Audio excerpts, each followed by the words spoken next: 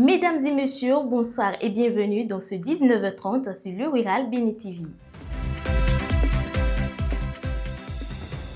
Au menu de cette édition, le prix de l'essence frelatée connaît une hausse notable ces derniers temps.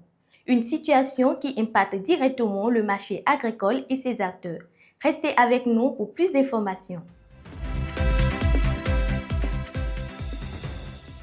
Souvent considérée comme une simple étape préparatoire, la pépinière est pourtant essentielle en agriculture.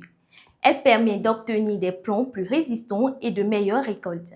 Ce soir, nous vous apportons des précisions sur son importance, les cultures qui nécessitent cette pratique, ainsi que les bonnes méthodes pour la réussir.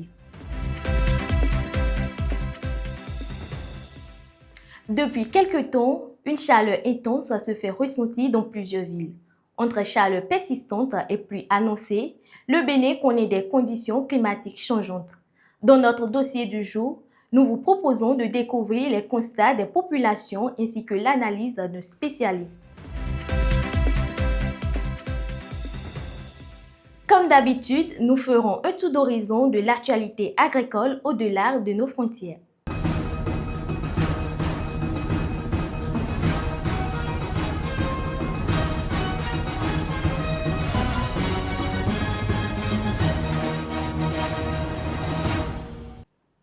À nouveau, bonsoir. Nous ouvrons ce journal avec les prévisions météorologiques de demain dans les villes de Basila et Didja. Voyons ce que Dame Nature réserve à nos braves producteurs. La matinée de jeudi à Basila débutera sous un ciel variable avec quelques éclaircies avant de se couvrir progressivement pour devenir très nuageuse. La température sera de 25 degrés Celsius avec un ressenti de 28 degrés Celsius. Le vent du sud soufflera à 10 km par heure avec des rafales pouvant atteindre 20 km par heure.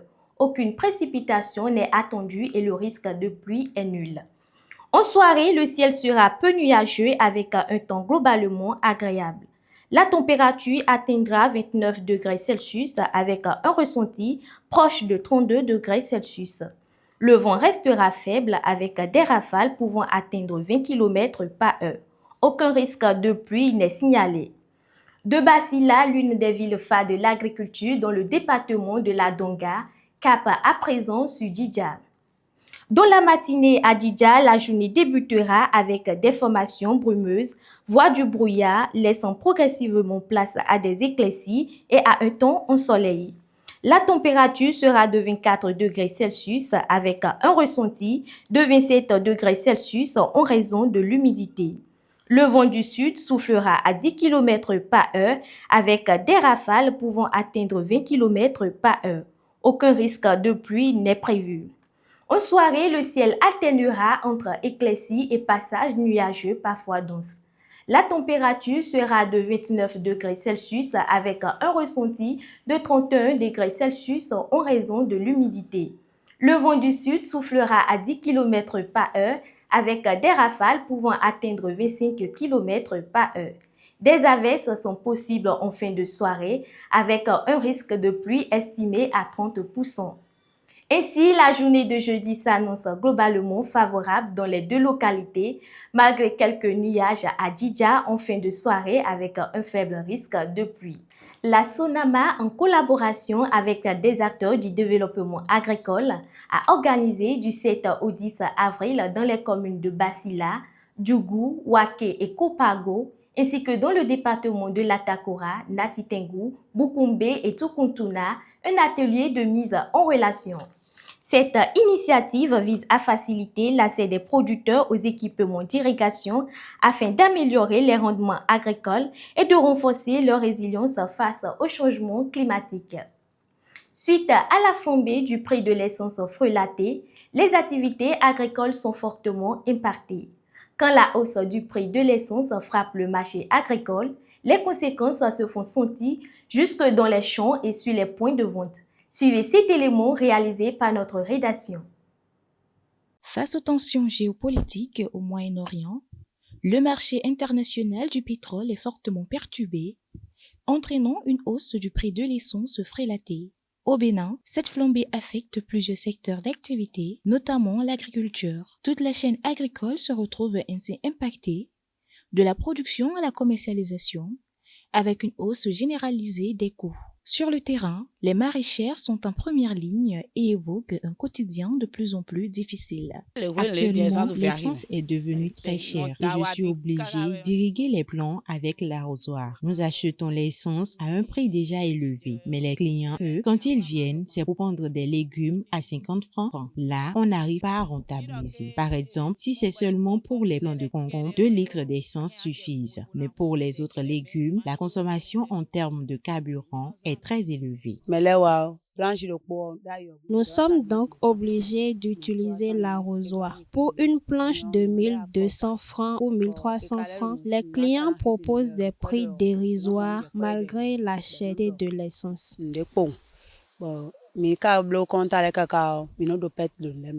Si cette situation touche les maraîchères, les commerçants à leur niveau ne sont pas épargnés. Cette flambée du carburant entraîne une augmentation des coûts de transport des produits, ce qui impacte directement les prix sur les marchés. La hausse du prix de l'essence nous met en difficulté dans nos activités. Par exemple, le transport pour aller au marché qui coûtait auparavant 1000 francs nous revient maintenant à 2000 francs CFA. De plus, le panier de tomates que nous achetions à 10 000 francs CFA coûte désormais 15 000 francs CFA et celui de 15 000 francs CFA est passé à 20 000 francs CFA. Cette situation ne nous permet plus de faire assez de bénéfices.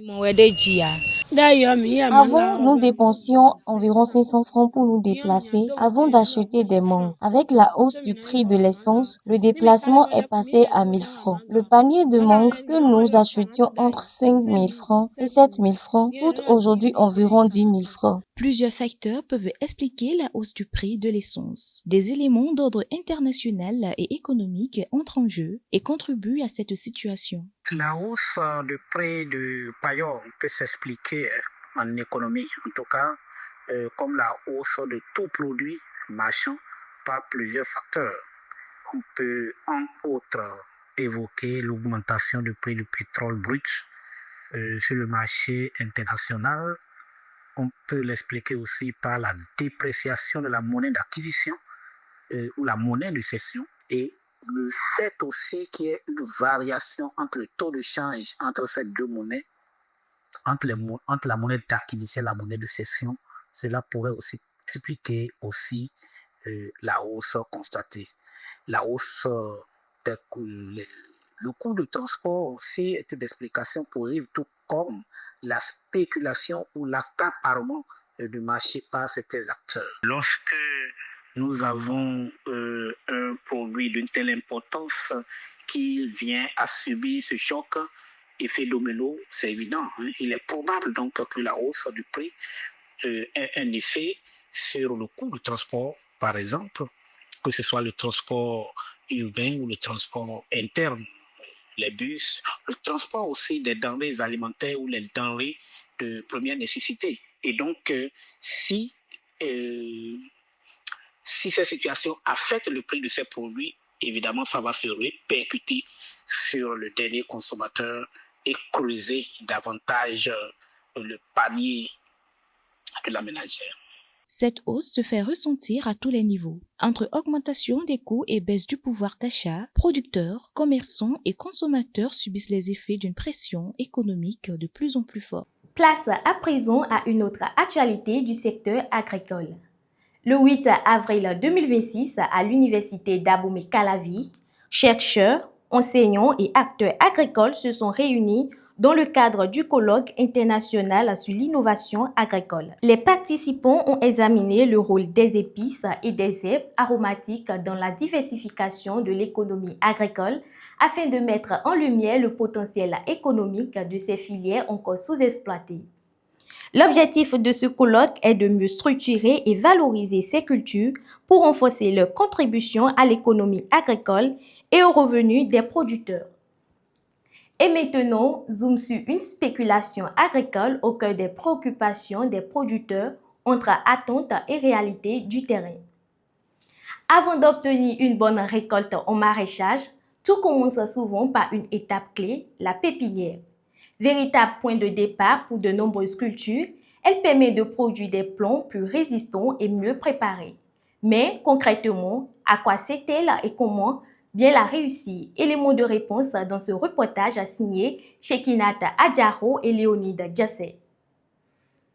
Laitue, légumes, tomates, choux. Bien avant d'arriver sur les étals, ces cultures maraîchères passent par cette phase essentielle, la pépinière. Pratique bien connue des maraîchers, elle constitue le point de départ de nombreuses productions et conditionne en grande partie la réussite des récoltes. Dans le maraîchage, c'est la première étape de certaines cultures. Il y a certaines cultures, il faut forcément passer par la pépinière. Très souvent, nous avons les légumes, la tomate et le chou. Elle s'impose même à nous pour certaines cultures. Par exemple, quand tu vas faire la laitue, tu es obligé de passer par la pépinière. Quand tu vas faire l'amarante, quand tu vas faire notre gourmand appelé Grand Morel, notre tiaï là, tu es tenu de passer par la pépinière. Si elle n'est pas systématique pour toutes les cultures, la pépinière reste un passage stratégique. Elle permet de mieux contrôler les premières phases de croissance, de limiter les pertes et de faciliter le travail au champ. Pour faire par exemple la carotte, on appelle ça semi-direct. Le gombo, tu peux le faire en semi-direct comme tu peux le faire aussi en semi-différé. Quand il dit différé, tu fais d'abord la pépinière. Notre concombre, tu le fais en semi-direct aussi en semi-différé. Mais il y a certaines semences qui s'imposent à nous. On doit d'abord faire la pépinière parce que les graines sont tellement petites. Vous voyez, et vous aurez de la peine à les mettre un à un. Alors vous les mettez en terre, vous les mettez en masse. Et après 2-3 semaines, maintenant vous passez au repiquage. Et quand on fait le semis directement là, pour certains plants, bien pour certaines graines, on n'aura pas, la totalité ne va pas germer parce que toutes les conditions ne sont pas réunies. Donc c'est seulement quelques plants qui vont arriver à subsister. Au-delà de cet avantage, la pépinière offre un gain de temps considérable. Elle protège les jeunes plants, encore fragiles contre les agressions extérieures, comme les fortes chaleurs ou un ensoleillement trop intense, tout en favorisant un développement plus homogène.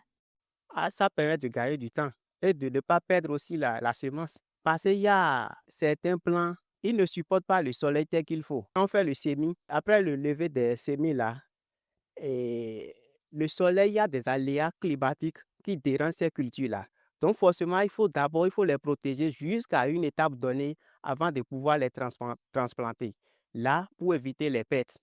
Parce que si on fait semis direct, on n'est pas sûr qu'on aura le résultat qu'il faut. La pépinière est une étape essentielle pour les maraîchers, mais ces derniers font face à plusieurs difficultés, notamment économiques et liées à la qualité des sols. Il faut aménager un endroit, un espace donné où il faut réunir les conditions. Parfois, ceux qui ont les moyens, ils font une paillote pour pouvoir faire ça. Mais quand on n'a pas les moyens, on se sert des feuilles, des branches de palmiers et autres là pour pouvoir couvrir et protéger contre le soleil ainsi que les insectes. Ainsi, la pépinière reste une pratique indispensable mais exigeante. Elle demande une bonne connaissance et du temps. Bien maîtrisée, elle fait toute la différence entre des plants fragiles et une production qui tient ses promesses. L'Association de défense de l'indication géographique Gassiré Wagashi Adigawa a tenu son assemblée générale ordinaire et extraordinaire, réunissant transformatrices, éleveurs de gros bétail, consommateurs et partenaires. Tenue ce mardi 14 avril 2026 au Djeko Hôtel d'Asazume, cette rencontre visait à faire le bilan des activités de l'année écoulée, à évaluer les résultats obtenus et à définir les perspectives et projets futurs de l'association. Dans le secteur agricole, intéressons-nous aux conditions météorologiques actuelles qui préoccupent les populations. Quelques pluies ont été annoncées, mais la forte chaleur ressentie depuis environ 3 mois dans le sud du Bénin et même dans le nord ne passe pas inaperçue. Dans cet élément que vous propose votre rédaction, suivez le constat fait par les citoyens ainsi que l'analyse d'un prévisionniste à cet effet. Reportage. Moi, j'ai remarqué effectivement qu'il fait très chaud ces temps-ci. Constatée depuis environ 3 mois, la hausse des températures à l'origine de la forte chaleur observée dans les villes du sud Bénin et même dans certaines zones du nord affectent le quotidien des populations. Non spécialistes du domaine, ces dernières tentent tout de même d'exprimer leur ressenti face à ce phénomène. La chaleur que nous constatons est due au changement que connaît le monde. Tout est en mutation. Il n'y a pas eu de pluie, ce qui explique pourquoi la chaleur est si intense. Le soleil est devenu particulièrement ardent. Normalement, à cette période, il devrait déjà y avoir de bonnes récoltes. Mais aujourd'hui, les cultures sont détruites à cause de la forte température. Je pense que ça ne peut être que dû au réchauffement climatique. Dans le sens où la planète est en train de se réchauffer, c'est-à-dire que c'est le climat qui autrefois nous permettait de vivre d'une façon aisée. Mais ce climat est en train de se réchauffer. Par exemple, quand on coupe trop les arbres, les déforestations, voilà, il y a aussi les gaz à effet de serre. L'origine de cette chaleur étouffante qui pèse sur les populations s'explique par des facteurs scientifiques bien connus. Les anticyclones de la Sibérie, de l'Arabie aussi, qui en réalité n'ont pas été suffisamment actifs cette année. Et du coup, comme ils n'ont pas été assez actifs ou assez puissants pour pouvoir envoyer ou advecter les vents jusqu'à nos zones du sud du Bénin, c'est cela qui a créé alors un apport d'humidité sur le continent, c'est-à-dire sur le Bénin, jusqu'à un certain niveau, disons tout le sud du Bénin et même le centre. Donc l'humidité étant présente, la chaleur ou le soleil également étant présent, du coup, c'est ça qui a généré ce que nous appelons donc une sensation forte de chaleur que nous avons constatée pendant donc toute cette période-là. Les effets de cette chaleur se font ressentir à plusieurs niveaux. En agriculture, elle entraîne notamment une baisse des rendements.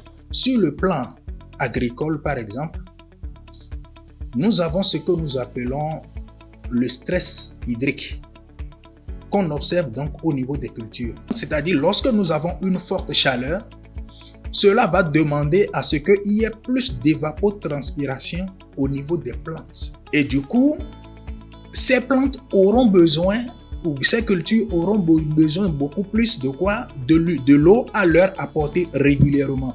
Et donc, si c'est une zone qui est dépendante de rien que de la pluie et qu'il n'y a pas de l'irrigation qui soit fournie en ces lieux-là, alors c'est compliqué donc pour ces cultures.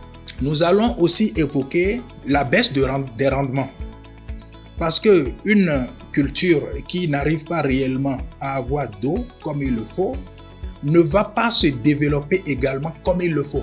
Sur le plan environnemental également, les sols ne sont pas épargnés avec une dégradation de plus en plus marquée. Ça crée ce que nous appelons la dégradation donc du sol. Parce que l'humidité va, disons l'eau va vite s'évaporer. Lorsque l'eau va vite s'évaporer, alors le sol va perdre un peu sa texture normale qui permet donc aux plantes de bien se porter. Alors, au-delà de ça, il y a ce que nous appelons aussi l'évaporation qu'on va observer au niveau des surfaces d'eau. Là où on avait assez de surfaces d'eau, étant donné qu'il y a une forte chaleur, cela va générer beaucoup d'évaporation. Et donc, ces endroits où il y avait assez d'eau vont vite tarir. Selon les prévisions météorologiques, la fin de cette situation semble proche. La saison des pluies s'annonce dans le sud du pays, tandis que les populations du nord devront encore patienter. S'il faut dire, dans les prochains mois, déjà la pluie va commencer à s'installer. Et si la pluie s'installe, c'est que ça fait du bonheur aux maraîchers, ça fait du bonheur des agriculteurs. Parce que généralement au Bénin, notre agriculture est fortement dépendante de la pluie. Donc, il n'y a pas trop d'inquiétude à se faire vu que nous sommes en train de nous approcher déjà ou nous entrons déjà dans la saison des pluies. C'est plutôt la zone nord du Bénin qui va encore observer un temps de chaleur. Il faut le mois de juin réellement pour entrer dans la saison. Et à partir d'une date du mois de mai, on pourrait déjà commencer à avoir réellement les premières pluies qu'il le faut. C'est vrai qu'aujourd'hui, il y a déjà quelques pluies qu'on observe là-bas, mais c'est des pluies qui trompent un peu déjà parce que là-bas, ce n'est pas encore le temps de leur saison de pluie qui démarre. Il convient de rappeler que le dérèglement climatique devient de plus en plus récurrent dans la zone côtière du Bénin. Il est donc essentiel de s'y préparer, de suivre régulièrement les prévisions météorologiques et surtout de s'adapter, que l'on soit agriculteur ou éleveur, afin d'optimiser les rendements.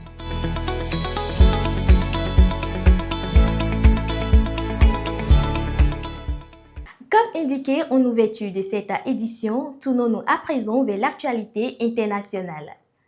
Le Salon mondial de l'agroécologie ex-MAE 2026, avec la participation de l'État et de la FAO, a abouti à la création d'un forum mondial de l'agroécologie.